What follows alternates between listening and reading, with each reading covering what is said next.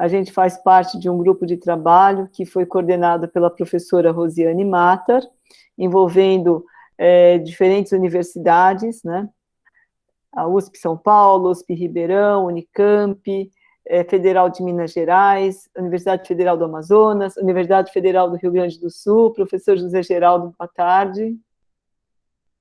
Boa tarde, Sui, tudo bem? Boa tarde a Tudo todos. Bom. Comecei a fazer um pouco a apresentação do que é o grupo, José Geraldo. Perfeito. Então, a Universidade de Brasília, né? Universidade do Amazonas. Então, nós somos coordenados pela professora, a Unesp Botucatu. Fomos coordenados pela professora Rosiane, e o convite foi feito pelo Antônio Braga, que hoje está no DAPS, né?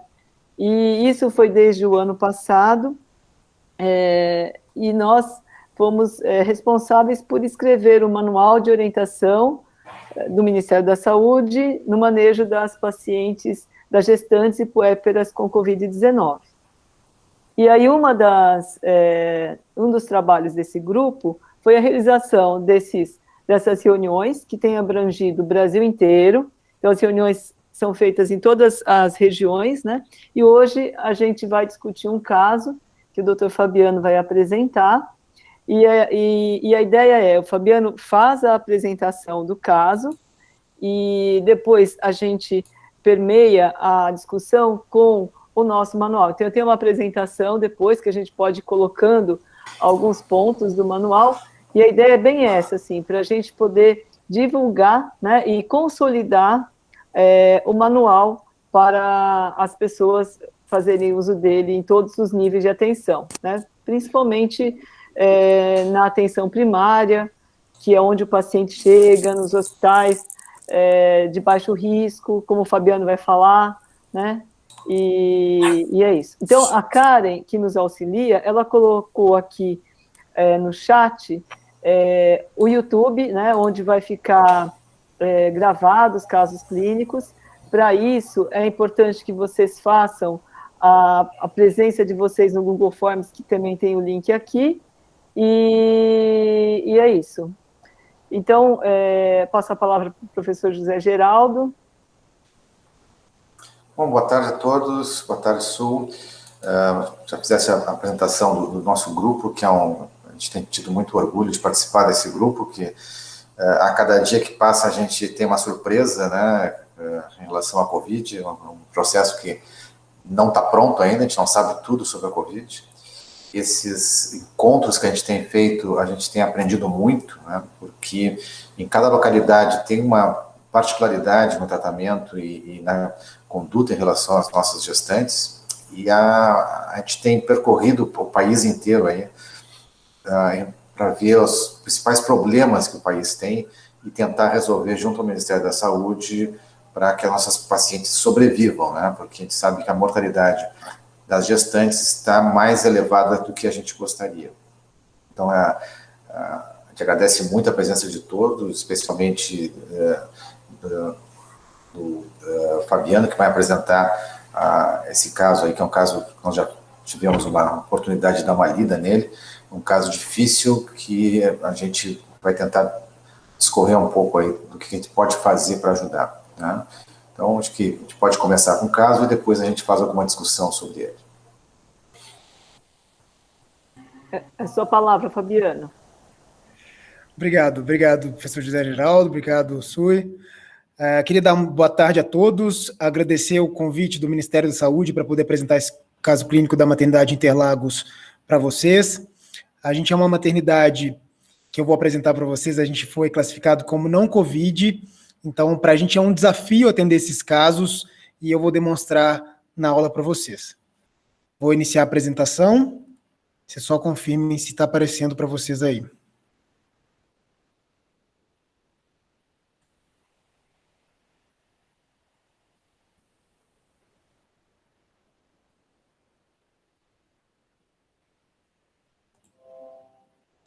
Está aparecendo, Fabiano.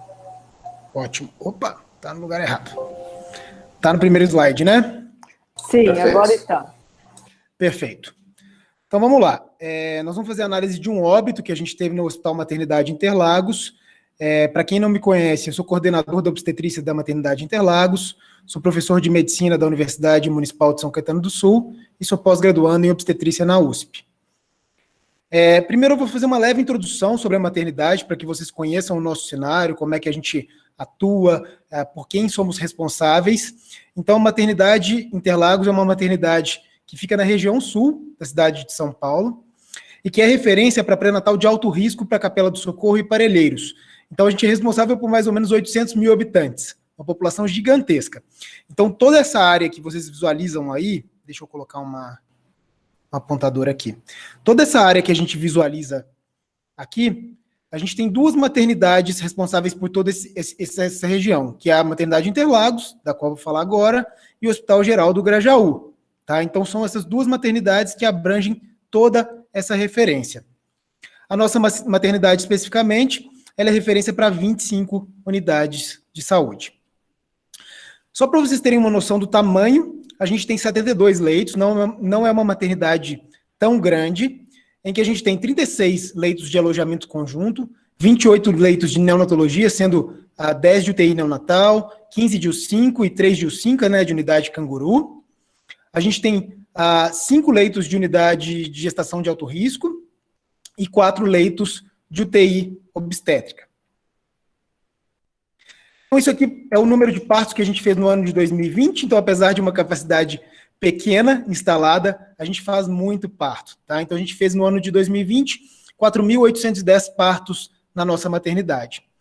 Uma média aí de pelo menos 400 partos mês, né? Então, se a gente for dividir isso aí pelos 12 meses, vai dar em média 400 partos por mês.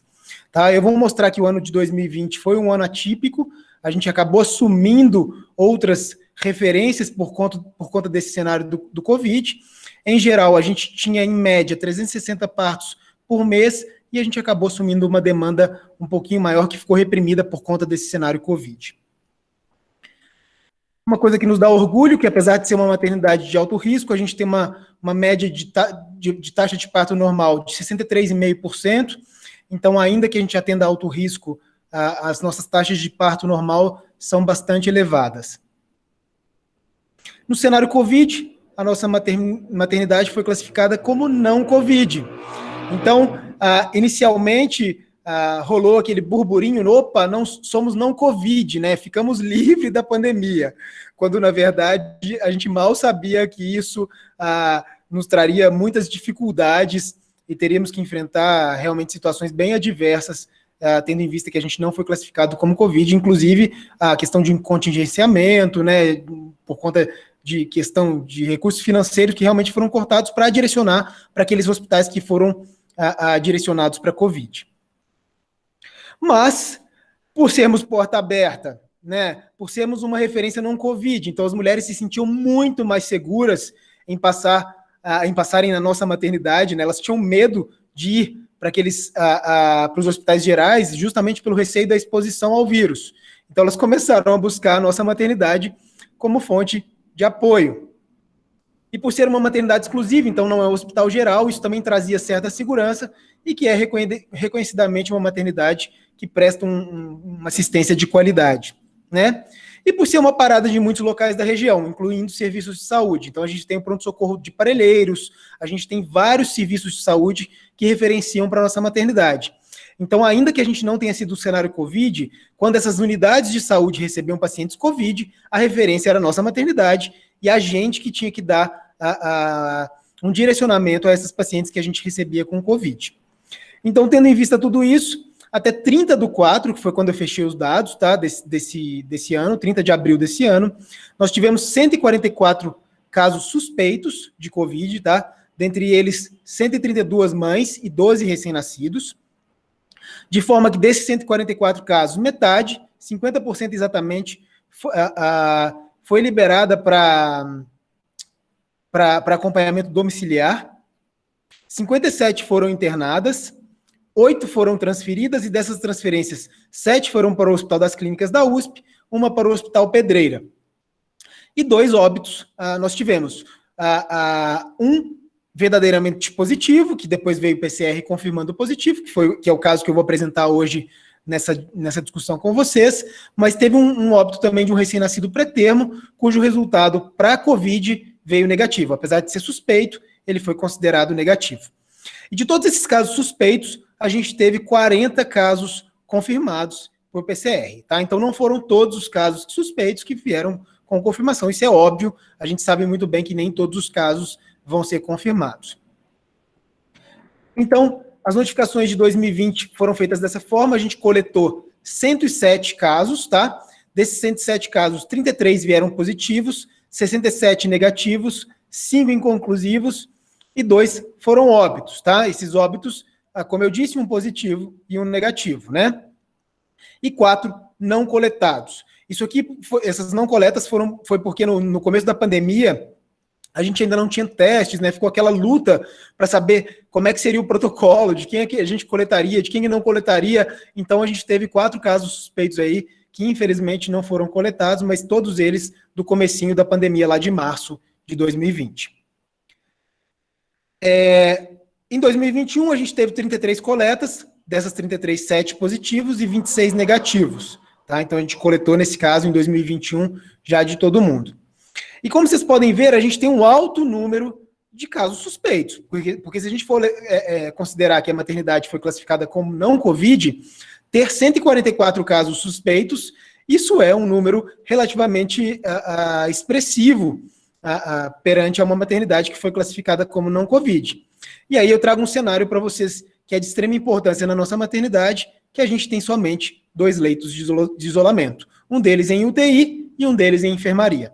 Então, vocês imaginem o transtorno que foi a gente ter 2 leitos de isolamento com tanta paciente sendo suspeita aí de Covid. Então, a gente passou um verdadeiro apuro aí, porque a gente recebeu uma demanda muito maior, a gente ficou com a maternidade superlotada, com vários casos de Covid, onde a gente não conseguia remanejar essas pacientes de forma nenhuma. Então, a gente não tinha como liberar uma outra enfermaria para isolar esses casos. Infelizmente, a gente se virou nos 30 lá, ficou paciente isolado no pronto-socorro, foi um tumulto, mas a gente está conseguindo passar pela pandemia de uma forma adequada. Passar não, né? Estamos continuando, infelizmente. Então, só para vocês terem uma ideia, as notificações em gráficos, né? Dos 144, a gente teve um período que foi maior, tá bom? De notificação, que foi maio, junho, julho e agosto do ano passado, foi o período em que a gente mais notificou a paciente, e dessas notificações, em relação à confirmação, também os meses mais em que a gente teve mais confirmação por PCR foram maio, junho e julho, e agosto também, e talvez dezembro ali, né, que empatou com agosto. Então, só para vocês terem uma noção do nosso cenário. E aí eu trago o caso clínico para vocês. Então, o primeiro foi uma introdução sobre como é a nossa maternidade, em que cenário que nós estamos inseridos e como a gente ficou classificado nessa pandemia. E agora eu trago o caso clínico para vocês, propriamente dito. Então, é uma paciente, antes de fazer, de começar a ler o caso clínico, só para introduzir para vocês, é uma paciente que foi internada 2 vezes, tá? É uma paciente puérpera, então eu vou relatar como é que foi a primeira internação dela e depois contar como é que foi essa questão do Covid na segunda internação, tá certo? Então, a primeira internação é MAS, de 26 anos, solteira, 2º grau completo, natural de Cotia, São Paulo, com residência no Parque Recreio, em São Paulo. Era uma primigesta com idade gestacional de 39 semanas pela data da última menstruação e 38 semanas e 3 dias pela primeira ultrassonografia. Realizou pré-natal adequado, 10 consultas, era considerada uma gestação de alto risco por HIV positivo, em uso de terapia antirretroviral, e ela fazia uso de 4 drogas. Eu não me ative às drogas, porque ela inclusive fez troca dessa terapia antirretroviral durante a gestação, mas ela não conseguiu controlar a carga viral, vocês vão ver daqui a pouco. E ela tinha também uma história de asma. Ela tinha uma história de sífilis tratada logo antes da gestação, então 1 mês antes dela engravidar, ela tinha acabado de fazer um tratamento para sífilis. Ela tinha uma situação vacinal desconhecida, não estava descrita em cartão pré-natal, então a gente não sabe se ela recebeu vacina de influenza, se não recebeu, se recebeu DTPA, a gente não tem nenhuma informação do status vacinal dessa paciente. Ela foi admitida em 12/12 de 2020, então é um caso de dezembro do ano passado, para cesariana eletiva por carga viral de 11/11 de 2020, né, provavelmente ali por volta da 34ª semana de gestação, que ela apresentava 26.933 cópias do vírus. E ela estava assintomática. Então, foi uma cesariana eletiva agendada, tá? Ao exame físico, ela tinha uma altura uterina de 35, dinâmica uterina ausente, movimentação fetal positiva, batimentos cardíacos fetais de 148 e o toque vaginal, como era uma cesariana agendada, não foi realizado. Foi realizado o AZT, aguardado o tempo, obviamente, necessário, e foi realizada a cesariana. Nasceu o recém-nascido com 2,695 kg do sexo masculino e com ápiga 9,10. Foi mantido terapia antirretroviral no pós-parto, o paciente evoluiu com puerpério fisiológico e recebeu alta com 48 horas, com consulta agendada com infectologista, justamente para tentar melhorar a terapia antirretroviral, para ver se consegue torná-la indetectável, né? Só que aí essa paciente recebeu alta e ficou tudo bem. A princípio ela ia passar com o infectologista, só que ela retornou para a gente no dia 22/12 de 2020, e essa é a segunda internação, 10 dias pós-parto, com quadro de tosse e falta de ar fazia 3 dias. E ela tinha como queixa de dispneia. Não tinha história de febre, anosmia ou ageusia, né? Se alguém não souber, falta de olfato e de paladar. Havia coletado PCR para Covid um dia antes em Parelheiros. Então, Parelheiros é uma referência da região também. Eles não fazem parto, eles não acompanham o puerpério, mas às vezes eles acabam atendendo essas pacientes no pronto-socorro. Então, foi realizada essa coleta de PCR um dia antes em Parelheiros. E no exame físico da admissão, isso é o que está descrito em prontuário, a paciente tinha uma pressão arterial de 123/81, uma saturação de oxigênio de 95% a 97% em ar ambiente, uma frequência cardíaca de 80, uma frequência respiratória de 16, murmúrio vesicular fisiológico com sibilos esparsos. Um abdômen globoso, ferida operatória com saída de secreção serosa sem odor e uma loqueação fisiológica. Essa paciente, pela queixa de dispneia, apesar de estar saturando adequadamente, ela foi colocada num catéter de O2 a 2 litros por minuto e ela ficou mantendo saturação de O2 em 100%. Foram solicitados exames para avaliação infecciosa e foi tentada uma transferência para o HC, que ficou como nossa referência ali durante todo o tempo. A vaga, neste momento, foi negada pelo HC, porque em dezembro, o HC, que inicialmente estava recebendo todos os casos com Covid positivo e, às vezes, algumas suspeitas mais fortes, nesse momento ele já estava recebendo somente casos realmente mais graves, que precisavam de atendimento em UTI. Então, nesse primeiro momento, a gente teve a vaga negada no HC. E aí foram os resultados desses exames, vieram logo na sequência, no pronto-socorro ainda. Essa paciente veio com um HB de 5,7, um hematócrito de 18,2, o leuco de 14,300, com 3% de bastões, plaquetas de 635 mil e PCR de 91. Perante exames e piora da saturação, logo na sequência a paciente começou a piorar essa saturação de oxigênio, então, mesmo com catéter de O2, ela começou a apresentar saturação menor do que 90%, então ela foi transferida para um leito de isolamento em UTI, já internada, uma vez que a vaga do HC foi negada, a gente acabou internando essa paciente, e foi iniciada uma antibiótico terapia empírica com ceftriaxone, pensando também nesse histórico aí de HIV positivo.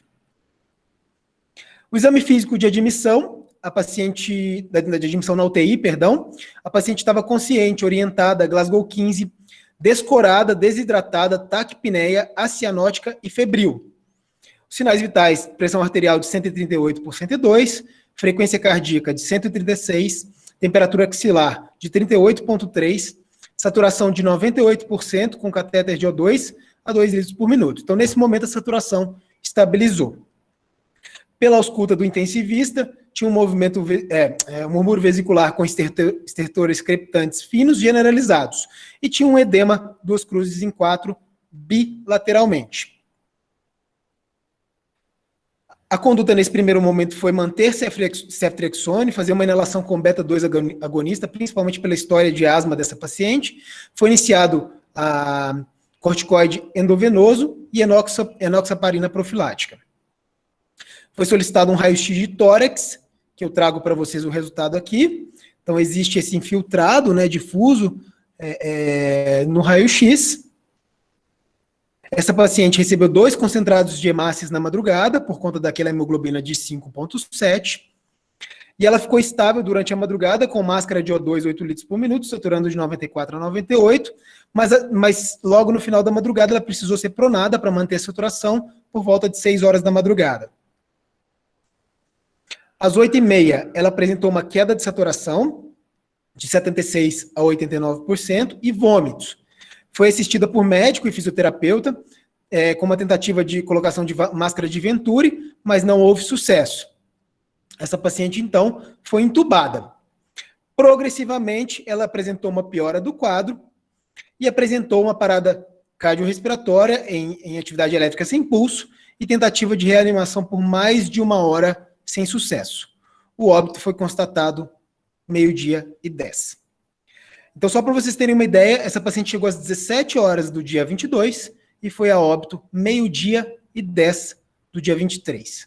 Então, foi uma evolução super rápida, com óbito constatado ali em menos de 24 horas. E o resultado de PCR para COVID, posteriormente, veio positivo. A gente levantou esse dado da coleta que foi realizada em Parelheiros e o resultado para PCR veio positivo. Então, assim, nós fechamos nosso quadro clínico. Eu agradeço a todos pela colaboração nessa aula. Passo a palavra agora para a Sui e para o professor José Geraldo. Obrigado. E estou à disposição também a qualquer dúvida em relação ao caso clínico ou qualquer outra coisa que a gente puder conversar aí. Muito obrigada, Fabiano, pela sua apresentação. Eu vou falar um pouquinho sobre o que a gente vive aqui em São Paulo. Eu estou agora no amparo maternal. Isso que você falou, das pacientes procurarem as maternidades que não é Covid, então o que a gente tem uma impressão é que elas chegam e elas, às vezes, omitem os sinais e sintomas, né, para que elas possam ser internadas.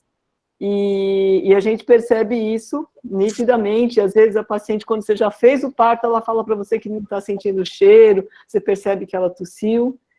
E aí eu vou apontar 2, então eu vou começar, vou pedir para apresentar o manual para vocês já irem vendo, e vou pôr algumas lâminas, tá? E aí depois vou de alguns comentários aqui. Vocês veem a minha apresentação? Sim, sou. Pode ir adiante. Tá.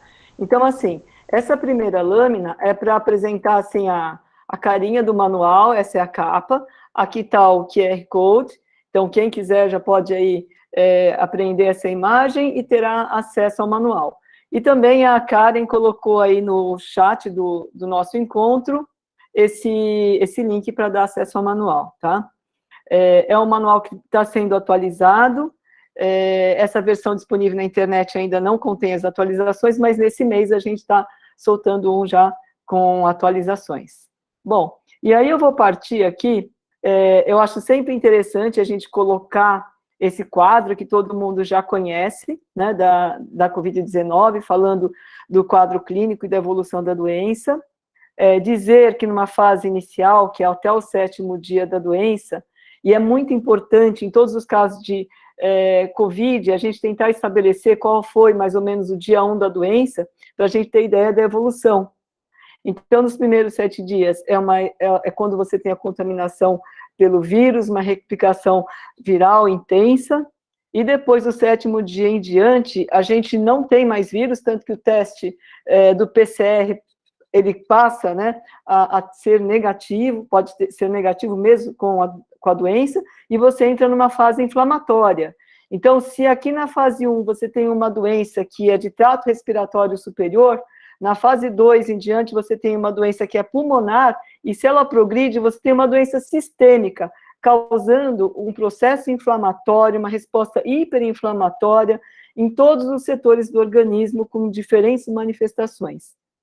E nesse momento da fase pulmonar, o que a gente vai ter? A gente vai ter um comprometimento do alvéolo, onde as trocas gasosas vão ficando difíceis, e aonde o paciente tem a hipóxia, e a gente tem que saber manejar muito bem o tratamento dessa situação. E aqui, o que a gente tem visto em 2021, diferentemente de 2020, é que com essa nova variante, se a gente dizia que passado 10 dias, lá em 2020, a gente tinha saído de uma fase que poderia piorar a doença, a gente sabe que hoje, em 2021, mesmo após 10 dias, até o 14º dia, no geral, a gente pode ainda ter uma piora da doença. Então, a gente tem que ficar muito atento aqui também até o 14º dia, tá? A gente sabe que 85% dos casos ficarão nessa fase, nesse estágio 1, não vai progredir para essas outras fases, né? E quando ela progride, a gente tem que saber reconhecer, sobretudo nas gestantes. E aí, eu vou colocar aqui uma questão que é sobre o rastreamento das assintomáticas, que o Fabiano falou aí que fez o exame nos casos suspeitos. Nas sintomáticas, quando eu colho o exame, em qualquer momento do ciclo gravídico puerperal, eu vou colher o RT-PCR, independente da idade gestacional, nas pacientes sintomáticas. O que colocamos no manual? Que nas pacientes assintomáticas, deverá ser colhido o RT-PCR nas seguintes situações: quando elas forem internadas por uma indicação obstétrica no primeiro trimestre, por exemplo, abortamento, gravidez ectópica, mola, ou quando ela for indicada internar para parto, ou por uma cirurgia obstétrica eletiva, ou controle clínico de alguma doença associada. Ou seja, em qualquer internação obstétrica, a paciente deveria fazer um RT-PCR antes da internação, de 2 a 7 dias antes, quando isso pode ser feito de forma eletiva, nos locais em que o resultado sai nesse período. Nas localidades em que você não tem a possibilidade dessa rapidez no resultado, pelo menos 7 dias antes de uma eventual internação, e aí foi estabelecido na época que se coletasse o RT-PCR entre 37 a 38 semanas em todas as pacientes. Aí eu vou parar aqui um pouquinho a apresentação, para a gente contextualizar e dizer assim, a gente não conseguiu colher o RT-PCR dessa forma, e eu acho que foi essa sua realidade também em Interlagos, né, Fabiano? Muito, a gente não conseguiu, e não consegue ainda, né, na verdade. Se a gente for pensar em colher de assintomática, a gente não tem teste suficiente para isso, não, infelizmente. 400 partos mês, imagina, não tem a mínima condição, infelizmente. Então, eu acho que isso, o que foi colocado, seria de uma forma ideal, mas a forma real não é isso. E a gente tem que se basear muito, né, e se prender muito ao nosso controle clínico e nas perguntas, né? Eu acho que quando a mulher entra na maternidade, o porteiro tem que perguntar, a moça que faz a ficha, a enfermeira que faz a classificação de risco, todo mundo tem que perguntar. E, com certeza, em algum momento, a paciente ela vai omitir essa informação e a gente tem que ficar ainda atento. E outro problema que você citou e que eu também percebo muito é a quantidade de leitos de isolamento. Então, é assim, quando eu converso isso Não Paro, a diretoria fala assim, Suia, mas se a gente testar todo mundo, a gente vai descobrir que tem, o que a gente vai fazer? Onde que nós vamos isolar? A gente não tem RH, a gente não tem pessoas para tomar conta de tudo isso, né? Então, eu acho que essa é uma outra questão que a gente também enfrenta. Não sei se José Geraldo tem como é no Rio Grande do Sul, mas aqui em São Paulo é assim. Bom, primeiramente é um caso complexo, né, para a gente tentar depois dar uma discutida em cima dele, mas eu trabalho no Hospital de Clínicas de Porto Alegre e a gente tomou uma decisão logo no início da pandemia de tentar conseguir fazer exames em todas as pacientes. Então, a partir de agosto do ano passado, a gente faz exames em todas as pacientes assintomáticas ou sintomáticas, né? E a gente viu uma evolução muito grande da frequência das pacientes serem positivas assintomáticas. Para ter uma ideia, em novembro do ano passado, a gente fez um corte, tinha em torno de 3% das pacientes assintomáticas eram positivas. E um outro ponto de corte que nós fizemos agora em março, nós tivemos um aumento para 10% das pacientes, de todas assintomáticas. E nas pacientes sintomáticas, no final do ano passado, 30% delas eram positivas. E hoje, as pacientes sintomáticas, 70% são positivas. Então, realmente, a prevalência da Covid vem crescendo, mesmo agora que está recrudescendo um pouquinho a doença, a gente acaba vendo que ela continua frequente, né? Então, realmente a gente tem que ficar muito de olho nas pacientes, mesmo as assintomáticas. A nossa maternidade é mais ou menos do mesmo tamanho em termos de número de partos que a de vocês. O hospital é maior, é um hospital referência, né? É um hospital geral, mas a maternidade em si é mais ou menos o mesmo tamanho do Hospital de Interlagos. A gente faz em torno de 4 mil e poucos partos por ano. E o que aconteceu aqui foi ao contrário, né? A gente diminuiu o número de partos, exatamente pela causa que tu te falaste. As pacientes têm medo de vir ao hospital, embora o hospital seja o local para mim, mais seguro que tem na face da Terra, para não pegar Covid, é dentro de um hospital, porque aqui todo mundo faz as coisas sérias, né? Então, tu faz todas as medidas necessárias para não ter contaminação. É mais provável que tu pegue uma Covid no supermercado que dentro do hospital que controla tudo. E, então, aqui diminuiu um pouco a taxa de partos, né? Porque as pacientes foram para as maternidades que não atendiam Covid, com medo de pegar Covid aqui. Essa questão da gente fazer o isolamento, realmente sempre é um problema. Mas como a gente está rastreando todo mundo, e o número de pacientes é o mesmo, a gente acaba não tendo esse problema, porque tu acaba isolando aquelas que têm a infecção, e o número total é o mesmo. Então, o que nós temos que fazer é uma redistribuição de leitos dentro do alojamento conjunto, de modo que a gente consiga fazer esse isolamento. Porque o N total nos números de partos não vai ser diferente. Então, acho que tem como a gente conseguir isolar essas pacientes, né? Agora, a Su nos trouxe um alerta muito importante na questão da sintomatologia das pacientes. E a gente tem procurado bater muito em 2 pontos, né? O primeiro é que as pacientes, o mais breve possível, devem ser encaminhadas para hospitais de referência quando tem uma suspeita de Covid, né? Que o que vocês tentaram fazer depois da transferência não conseguiram.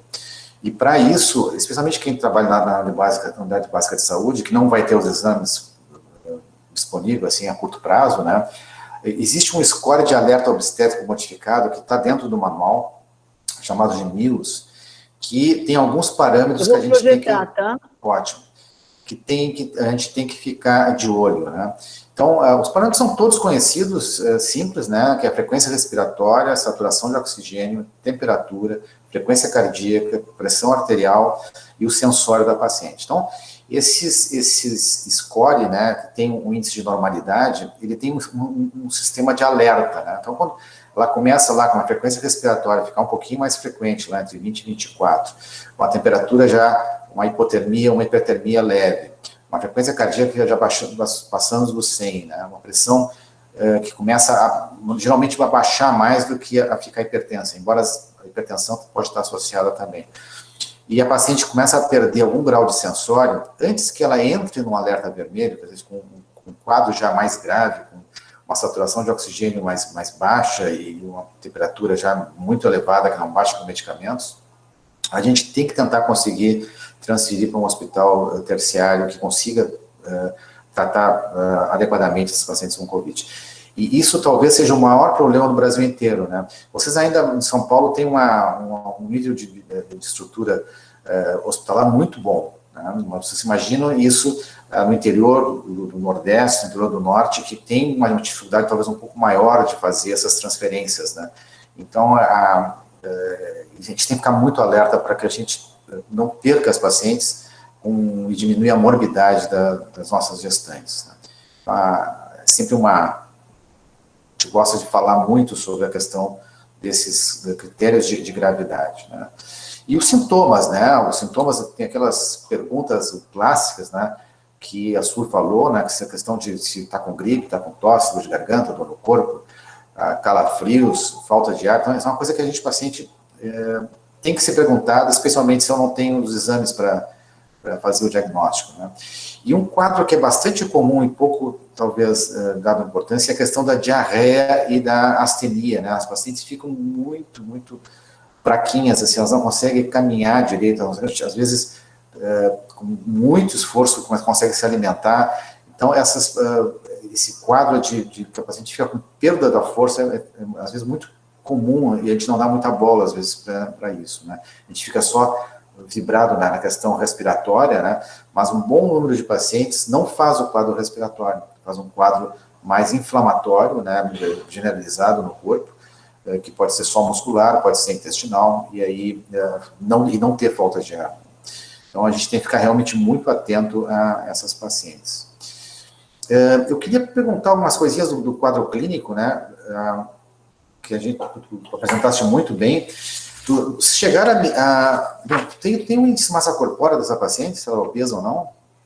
Não tinha essa informação no prontuário, professor. Que esse é um fator de risco muito importante. A gente tem visto assim, as pacientes com mau prognóstico, que têm ido ao óbito com tanta rapidez, assim, as obesas são um grupo muito forte em relação a isso. Né? Não, mas uma coisa eu tenho certeza, obesa não era. Se ela fosse, era no máximo um sobrepeso aí, não era obesa não. Não era uma obesa tão grave, né? Não. Você chegaram a medir dedímeros nessa paciente? Não deu tempo de fazer nada, na verdade. Porque ela chegou 5 da tarde, passou a madrugada, meio-dia ela faleceu. Foi muito rápido. Os exames que foram solicitados pela manhã não deu tempo nem de ser colhido. Assim, foi aquela coisa de atropeço mesmo. A gente tem... Você até falou aí do MILS, falou das coisas, a gente tem tudo isso na maternidade. A gente se esbarra, às vezes... aqui eu vou abrir uma fragilidade que a gente tem realmente, é um RH muito reduzido, então a gente instituiu o MILS faz mais ou menos um ano, inclusive eu dei uma aula no congresso da SOGESP sobre isso, e foi após essa aula, inclusive, que eu falei, não, nós temos que instituir isso na maternidade, instituímos, só que a gente tem um RH muito reduzido, então a gente tem uma resistência da própria enfermagem em começar a preencher o MILS. Perfeito. Então a gente está na luta, brigando aí na secretaria para ver se a gente consegue contrato, concurso, alguma coisa para aumentar nosso RH, para ver se a gente consegue melhorar nesse sentido. Fabiana, deixa eu te perguntar uma coisa, mas aqui olhando os dados que você deu na internação dela, na segunda internação, ela não tinha nenhum parâmetro nem de alerta, né? Inicialmente não, Suê. Na hora que ela chegou no pronto-socorro, não, mas ela piorou muito rápido. Foi muito rápido. Aquela piora foi de 5 da tarde às 10 da noite. De 5 da tarde às 10 da noite, ela começou a desaturar, ela foi para UTI, já começou todo o processo, teve que ser pronada na madrugada, aí veio essa hemoglobina também de 5,7, né? Até que nos faz questionar, será que isso é só Covid realmente, ou será que tem algo a mais, né? Para a gente pensar nisso aí. Mas ela tinha uma coisa que é importante, que eu acho que tem que chamar a atenção, é que ela tinha uma dispneia, né? Ela tinha esse quadro de dispneia. Então, assim, quando a gente apresenta o quadro, então, mesmo que você tenha um quadro que o MILS não está dando, o fato da pessoa apresentar dispneia é um alerta muito, muito importante. Né? Então, acho que é outro fator clínico que a gente tem que ficar atento. E aí, essa paciente, ela tinha um fator que era o HIV, com uma carga viral elevada. Então, você falou que ela usava um TARV, mas que mudou. Eu conversei com a Evelyn, que é colega aqui da escola, que cuida das pacientes, né, que faz o ambulatório de doenças infecciosas. Ela falou, olha, Suê, com essa carga viral, será que essa paciente era aderente ao tratamento? Ou será que ela tinha já entrou imunossuprimida? E fazendo a conta, provavelmente no dia do parto, né, é o dia 1 da doença dela. É verdade, e essa foi uma suspeita nossa também, porque, na verdade, uma pessoa tomando 4 antirretrovirais já, e com uma troca durante a gestação, e sem resultado, e quando se perguntava a ela se ela sabia quais eram as medicações que ela tomava, ela não tinha ideia. Então, realmente, a gente suspeitou dessa questão da adesão, sim. Aqui nós tivemos um caso de morte por Covid, mas que, na verdade, era uma paciente, assim, com SIDA, né, com doença mesmo, e que a história dela é que ela era não aderente ao tratamento, então ela não fazia de forma adequada, tinha carga viral elevada, e infelizmente aí foram várias outras coisas que levaram ela também junto ao óbito. Perfeito. Mas o que chama a atenção é que o óbito na Covid não é tão rápido normalmente, né? É muito raro ter acontecido uma coisa tão assim, tempestuosa, né? E talvez a gente tenha que pensar em algo não Covid dessa paciente, porque o normal dela seria ser entubada, vocês melhorar a frequência respiratória dela, a saturação, e ela tem um quadro mais insidioso, mesmo sendo um HIV positivo com um CD4 bastante elevado, a tendência é ter um quadro de muitos e muitos dias para até levar à morte, né? Eu pensaria muito que essa paciente tivesse uma trombose, uma embolia pulmonar, né? Por que isso, né? Primeiro, pelo quadro clínico tão rápido, iniciado com uma dispneia, né? E mesmo que ela vinha usando uma heparina, uma em dose profilática, a gente sabe que uma dose profilática protege até um certo ponto, né? A gente tem uma porcentagem bem razoável que mesmo na profilaxia pode fazer uma embolia maciça. E ela fez... Na verdade, professor, ela usava 40 de 12 em 12, então ela estava com dose terapêutica. Mas mesmo dose terapêutica, algumas pacientes ainda podem fazer embolia, né? E são aquelas situações dramáticas que a gente não consegue reverter, né? E um fator importante que aumenta a chance de trombose são as transfusões, né? A gente sabe que pacientes que têm uma anemia grave, especialmente se tiver uma hemorragia e fazem transfusões, acabam fazendo mais tromboembolia. E talvez não tivesse nada a ver com a COVID, né? Isso até é interessante nesse momento que ocorreu a morte da gestante lá em Rio de Janeiro, né, por uma trombose. A gente está tentando ver se existe uma causa e efeito em relação ao uso da vacina da AstraZeneca, mas, na verdade, não se tem certeza, porque a gestação é um evento tromboembólico em toda a gravidez, especialmente no puerpério, né? Então, essas situações são difíceis da gente diferenciar uma coisa da outra, né? Do que começa, onde é que começa essa trombose, né? É pela gestação, é pelo puerpério, por fatores predisponentes, então é uma coisa que ficará sempre a dúvida, né, em relação a isso. Né? E só um detalhe interessante, que eu até conversei com o intensivista que atendeu essa paciente na manhã do outro dia, a respeito da máscara de Venturi, ele falou que não deu certo, quando colocou sem sucesso, a paciente não ventilava. Ele relata que como se a paciente tivesse um pulmão duro mesmo, assim, que ele não fosse complacente. Então, se tinha alguma outra infecção, alguma outra coisa que justificasse essa não expansão pulmonar, a gente não sabe, mas com essa carga viral elevada, a gente também pensou em outras causas que não somente o Covid. É lógico que o Covid pode ter piorado, agravado todo o quadro da paciente, mas a gente imagina que tem outra coisa de base também. Além do Covid, obviamente. Eu estou vendo ali a mãozinha levantada da Maria do Carmo. A Maria do Carmo tem nos acompanhado em várias sessões aí. Exatamente, para aprender com vocês e transmitir aqui para os nossos colegas aqui do Rio Grande do Norte. Hoje, o dia inteiro, eu fiz uma discussão com a atenção básica das diversas regionais e a responsável pela rede materno-infantil, pela rede Cegonha, prometeu de refazer o fluxo para atendimento da paciente em UTI. Porque a paciente, a regulação só transfere a paciente para UTI se ela estiver saturando menos de 90%. Se tiver com uma saturação em torno de 94, 92, não precisa fazer massa sobre oxigênio sobre massa, pode ser só com catéter. Então, isso realmente tem levado muitas pacientes aqui no estado ao óbito. Nós já estamos com 11 óbitos maternos, grande maioria por falta de acesso à UTI. Acredito que hoje vou conseguir realmente que seja refeito esse fluxo para atender melhor a mulher norte-grandense quando necessita de UTI para atendimento a paciente com vírus, além das outras patologias, né, de hipertensão, hemorragia, infecção, que é a nossa principal causa de morte aqui no Rio Grande do Norte. Mas estamos na luta, aproveitei, Suê gentilmente me cedeu os slides, né, que vocês apresentam, e exatamente eu apresentei esse slide hoje para a atenção básica e para as maternidades. Infelizmente, os intensivistas não compareceram, mas pelo menos os diretores das maternidades e a atenção básica esteve presente para essa discussão. Acredito que vamos melhorar. Perfeito, Maria do Carmo. Maria do Carmo nos traz uma questão muito importante, né, que é a inter-relação entre o obstetra e o intensivista, né? Existem conceitos, né, do intensivismo que eles não são exatamente os mesmos dos conceitos dos obstetras, especialmente em relação de patologias graves na gravidez. Então, a gente tem feito uma batalha muito grande de que sejam utilizados parâmetros mais sensíveis para gestantes, porque a mortalidade da gestação ela é maior do que da população em geral. E isso se deve muito por um retardo no início do tratamento das pacientes. Então, a questão essa da saturação é uma questão que os intensivistas têm utilizado no parâmetro de 90% para fazer uma tática mais intensiva em termos de reposição do oxigênio, mas a gente acredita que o ponto de corte para gestante deva ser em torno de 95% ou 94% no máximo, né? porque isso faz diferença em termos de recomposição do quadro geral da gestante.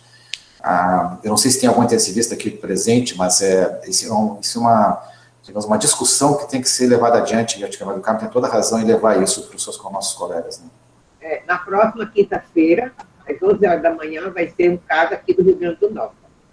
E vocês vão ver exatamente isso, que a mulher, mesmo com 90, 89 de saturação, mas disse o intensivista que não precisava levar para a UTI. Então, vocês vão ver essa discussão.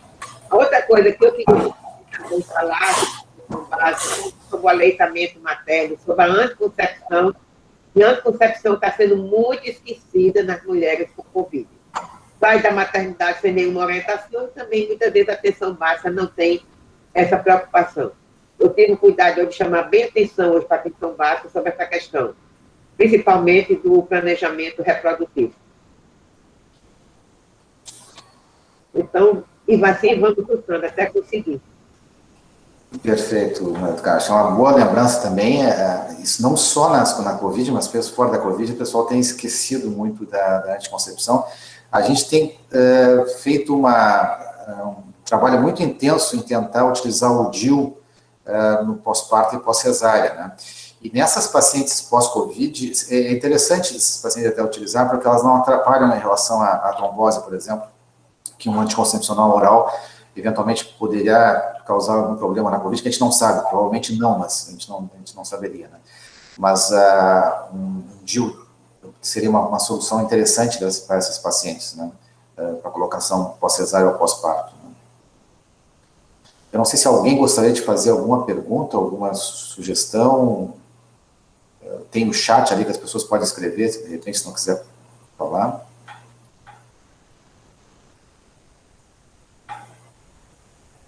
Senão, eu e a Su vão falando.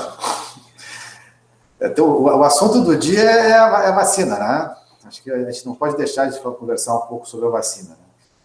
A vacina, a gente, nesse nosso grupo, a gente discutiu muito, a gente está desde janeiro discutindo se dá ou não dá vacina para gestante, a gente chegou a uma conclusão que é a única arma que a gente tem. Então, a taxa de mortalidade da Covid é muito, muito, muito maior do que a taxa de risco que nós temos nas vacinas. Ocorreu, então, essa morte no Rio de Janeiro por uma possível trombose, que a gente não sabe se é causa e efeito da vacina da AstraZeneca. Existem alguns relatos de trombose com uso da AstraZeneca em alguns países europeus. Nós temos a Dinamarca, a Noruega, a Alemanha, que proibiram a AstraZeneca para o seu uso. Nós temos países que estudaram e liberaram a AstraZeneca, apesar desse risco, que é um risco pequeno, é um risco muito menor de ter trombose que a própria trombose na própria gravidez.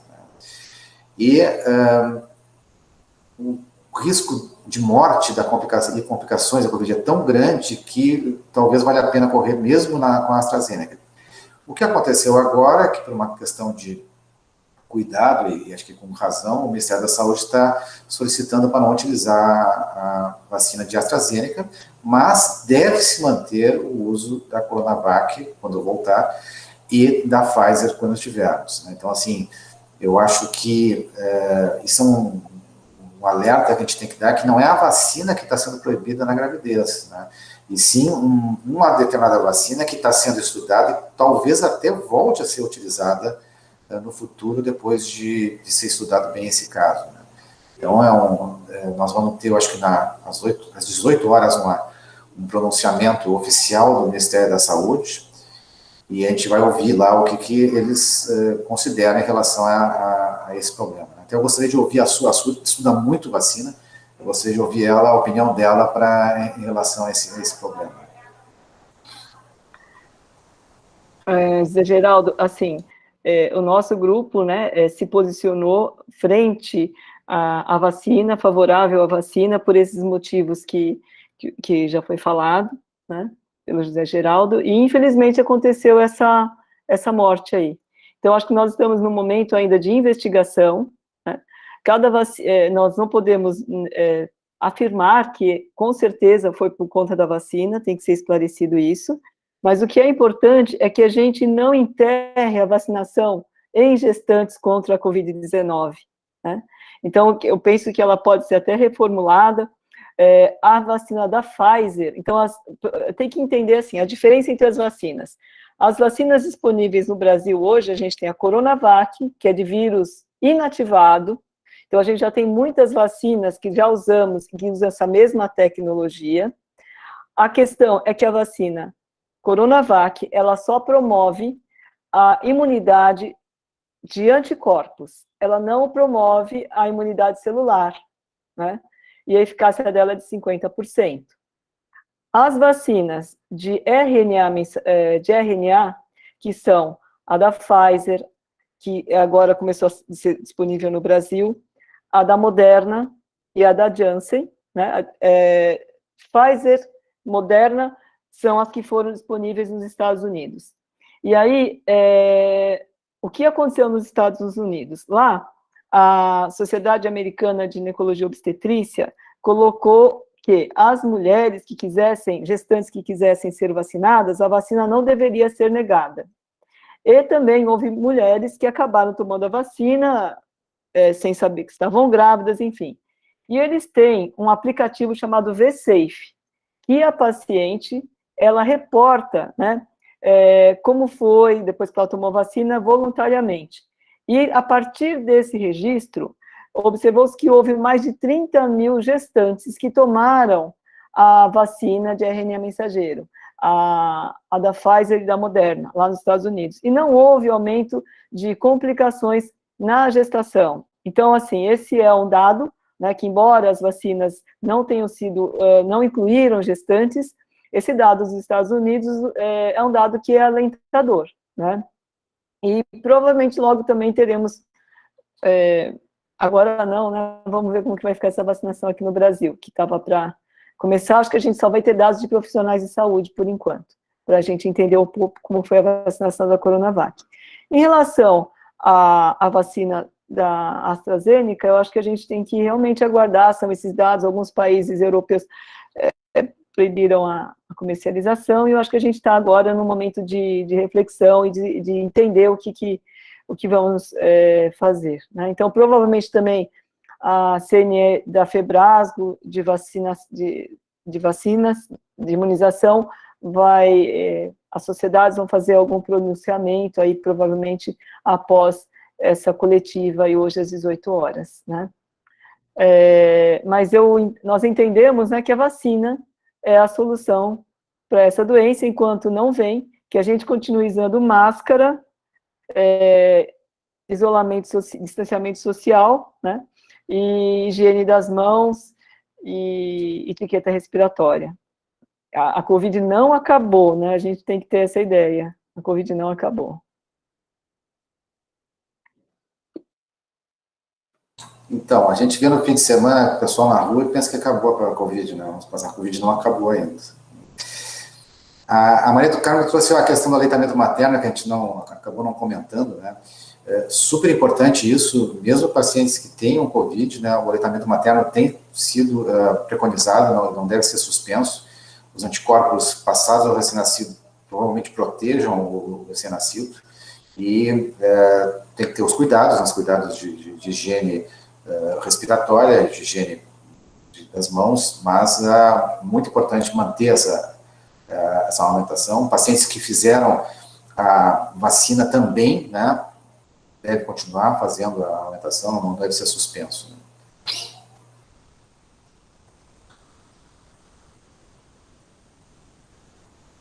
Muito bem, pessoal. Nós temos de perguntas ainda.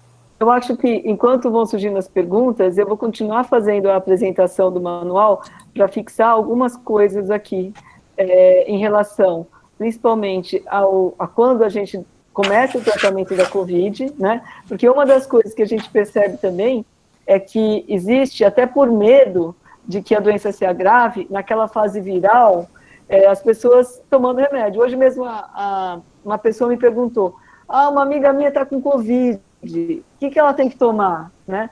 Então, acho que ainda existe isso, não tem que tomar nada. Nesse início da doença, o que ela tem que fazer é fazer uma monitoração da temperatura, dos sintomas. As gestantes, especialmente, elas devem ter um telemonitoramento, então, que o fluxo de atendimento das unidades básicas seja bem feito, de modo que as pacientes com quadros leves, né, possam ser monitoradas e imediatamente referenciadas para um centro de atendimento no momento em que ela passar de um quadro leve para um quadro moderado. E lembrando que, principalmente nas localidades em que você tem menos recursos, você deve colocar a paciente mais próxima de um hospital terciário e não esperar que tenha um agravamento. Porque a gente percebe isso, que às vezes a pessoa fica longe de um centro e quando é transportada já está num quadro bem agravado, né? Então, eu vou colocar aqui de novo a apresentação, e se alguém tiver algum comentário, por favor, interrompa ou põe aqui no chat, tá? Então, aqui, a gente já falou, né, dos quadros assintomáticos, falamos do Mills. Lembrar que nos casos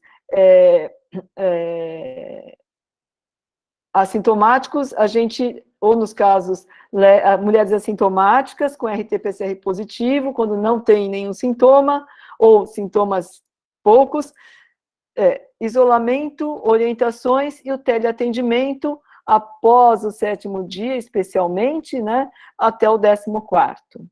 Aqui, nos casos de doença leve, lembrar que a dispneia é ausente, então a presença de qualquer desconforto respiratório já classifica essa paciente como um quadro pelo menos moderado. A gente, na doença leve, não há necessidade de solicitar exames laboratoriais. E quais são as medidas, né, no quadro leve? Isolamento social, o oseltamivir, se o quadro tiver menos de 48 horas, pensando na concomitância da influenza com o Covid, ou apenas na influenza, então, se o quadro tiver menos de 48 horas, vale a pena receitar o oseltamivir. Medidas de suporte, então, repouso, hidratação, analgésicos e antitérmicos. Orientações, preferentemente escritas, sobre sinais e sintomas de gravidade, qual o local e quando procurar no serviço de saúde. A monitoração, aqui a gente está mudando, né, até o 10º dia, até o 14º dia, com a cepa nova. E nas gestantes de alto risco neonatal, né, obstétrico neonatal, a gente recomenda até que ela fique, repetindo, no local de mais acesso a um hospital terciário, e também até uma internação hospitalar mais precoce nos casos de gestantes de alto risco. Aqui, quando eu tenho uma doença moderada, que são aquelas que têm a saturação, e aqui reforçando, não é de 95%, menor que 95%, ou com frequência expiratória maior que 24, já é um quadro de doença moderada. E essas pacientes, sim, elas devem ser internadas e colher esses exames na internação. Entre eles, a gente tem o dedímero. Dizer que o dedímero, ele não serve como controle para entrar ou não com a heparina. Então, o caso moderado, como a gente sabe que tem um aumento de fenômenos trombóticos, eu já devo entrar com heparina em dose profilática, e o dedímero só vai me dizer depois de gravidade, mas não vai servir para eu aumentar ou diminuir a heparina.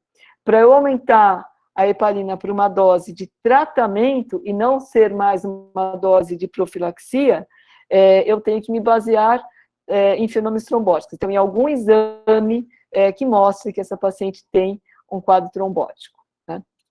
Então, a gente entra com heparina em dose profilática, com corticoterapia e antibióticos só em caso de sinais de infecção bacteriana, tá? Nos casos de doença grave, é internação em UTI com esses mesmos medicamentos.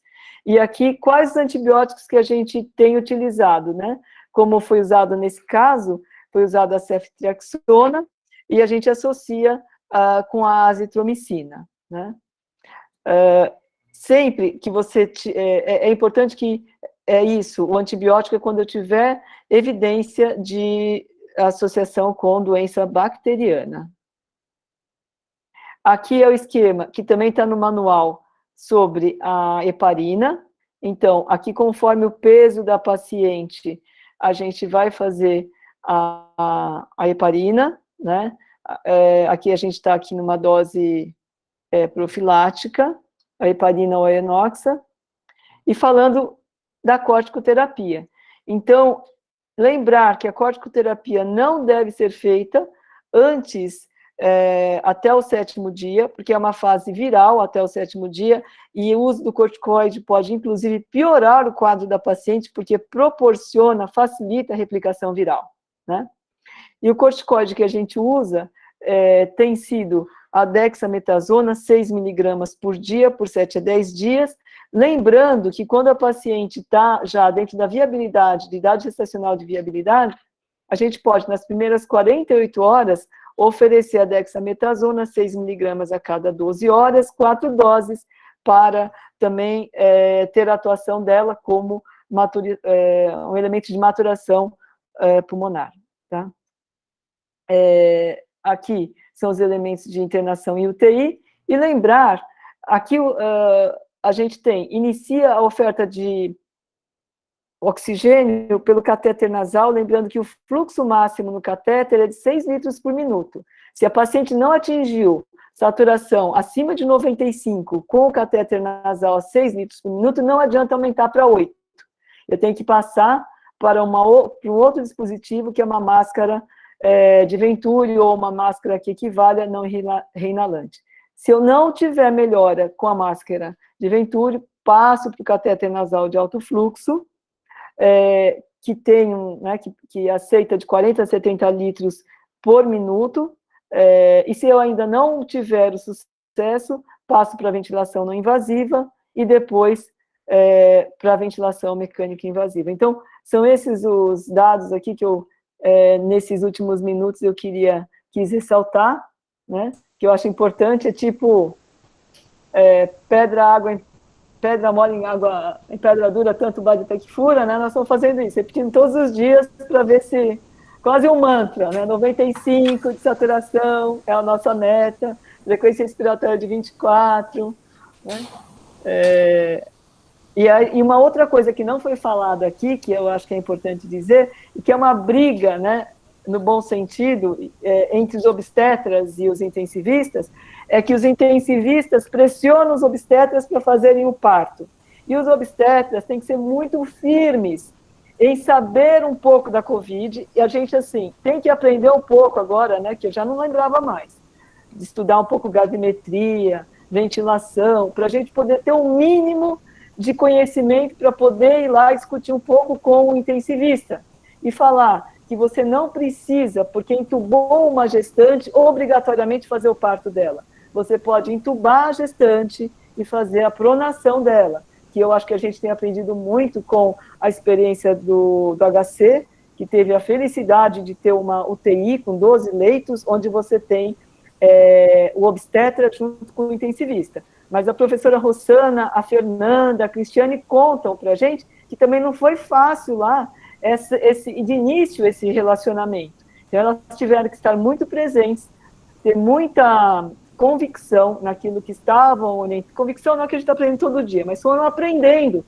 e foram vendo que fazer o parto piora o quadro inflamatório e não salva a paciente. Então, acho que é assim, um mantra: não pode corticoide nos primeiros 7 dias, piora o quadro da paciente, e fazer o parto não é o tratamento para a COVID. A gente vai fazer o parto se tiver um sofrimento fetal, né? E a gente vai detectar o sofrimento fetal por meio da cardiotocografia, que é o que a gente tem visto, que é o melhor parâmetro de exame para monitorar a hipoxemia fetal, né? Então, eu acho que a gente tem que deixar essa mensagem, que os obstetras têm que interagir de forma conjunta com os intensivistas, e os obstetras têm que ser firmes na não indicação de cesárea quando ela não for indicada, que ela não pode ser indicada, não melhora em si, né? Não é um elemento que vai melhorar a ventilação. Hoje, no exame, na reunião da manhã, os intensivistas tinham medo, o receio de que o curare, os sedativos e que todas essas coisas que se usam quando a paciente está entubada pudesse prejudicar a vitalidade fetal. E a Cristiane, com a experiência, né, que ela adquiriu lá no HC, disse de forma muito tranquila, essas drogas não pioraram. A gente até achou que fazer essas drogas para a mãe ia fazer com que o feto ficasse hipoativo, mas ela falou, não, a gente percebeu que mesmo com drogas o feto continua acordado. Então, essa acho que foi uma informação bem boa, né, para encorajar, assim, que você pode fazer a intubação, usar esses medicamentos e o feto continuar com uma boa vitalidade. Falei muito. Perfeito, Soida. Voltasse para os principais pontos que a gente tem batalhado, principalmente o uso de não medicamentos, né? Porque o que está acontecendo com o excesso do uso de antibióticos, a gente tem visto um grau de resistência muito grande. E quando precisa de antibiótico, a gente tem que usar antibióticos muito caros, que os hospitais não estão conseguindo comprar mais esses antibióticos. Então, esse é um problema do futuro, que eu tenho visto aqui, está acontecendo conosco. O orçamento do hospital está sendo comido nos primeiros meses do ano. E com isso a gente não vai só faltar dinheiro para te pagar os antibióticos em novembro e dezembro. Então, quem faz gestão sabe bem como é que funciona isso, né? Não acrescenta em nada usar um antibiótico quando não tem um quadro clínico que necessite realmente. Então, tem que ter um quadro infeccioso, né? O mesmo ocorre com a questão do corticoide. O corticoide, se usar muito precocemente, pode piorar o quadro clínico da paciente em vez de melhorar. Então, qualquer infecção viral, a gente sabe que pode ocorrer esse tipo de situação. Nós temos também a questão das pacientes em relação a alguns exames a mais, né? Então, exames demais também não têm ajudado em relação à COVID. A questão dos dedímeros, né? O dedímero vai ter que ser indicado a fazer aquela paciente que tem um risco de trombose, que tu vai pensar eventualmente de usar uma heparina em dose terapêutica, né? Aí tu vai usar o angiotomo, uma eventual possibilidade de diagnóstico de embolia. Eu vi ali no chat que tem uma pergunta, né, sobre dosagem de vitamina D e vitamina de zinco, né? Na verdade, a gente não tem feito nenhum tipo de dosagem de nutrientes, porque eles não modificaram o desfecho da COVID. Então, em princípio, não há necessidade de fazer rastreamento de deficiências vitamínicas ou de alguns elementos químicos, porque não houve melhora com a reposição desses medicamentos durante a gravidez com o paciente com COVID, né? Nós estamos chegando, acho que no horário das 5 e pouco aí, e a gente está chegando ao final. Não sei se alguém tem alguma pergunta a mais, algum esclarecimento. A gente tem feito essas reuniões todas às 11 horas e todas as 16 horas em várias regiões do país, então está disponível sempre esse chat aí para a gente poder descobrir. E aqui tem o canal do YouTube, que a Karen colocou também, que tem todas as reuniões que já aconteceram, gravadas, e aí eu acho que é uma fonte também de aprendizado, né, que para quem quiser é interessante. Perfeito. Fabiano, quer falar mais alguma coisa para a gente finalizar? Eu queria só agradecer a possibilidade de colaborar, né? Eu acho que esses casos clínicos nos enriquecem, algumas coisas já me vieram à mente aqui nessa discussão.